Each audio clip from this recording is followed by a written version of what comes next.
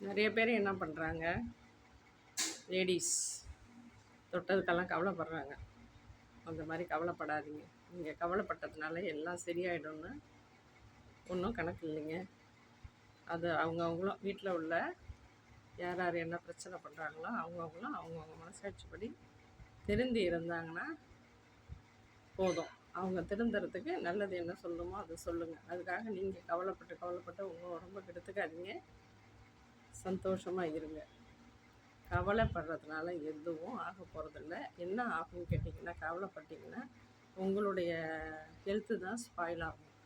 நல்லபடியாக சாப்பிட முடியாது, நல்லபடியாக தூங்க முடியாது, வேலைகளில் கவனம் செலுத்த முடியாது. உங்களுடைய சிந்தனை முழுக்க அந்த செயல்லையே யோசனை பண்ணிக்கிட்டே இருந்தீங்கன்னா உங்களுடைய நரம்பு மண்டலம் பாதிக்கப்படும்.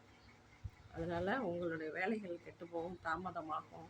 என்ன செய்யணும், சோர்வு ஏற்படும், உடம்புல சோர்வு ஏற்படும்.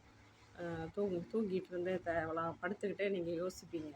அந்த மாதிரிலாம் என்ன நடக்கணுமோ அது நடந்தே தீரும். அதுக்கு நடக்காத அளவுக்கு நம்ம ஓரளவுக்கு யோசித்து சிந்தித்து செயல்படுவோம்.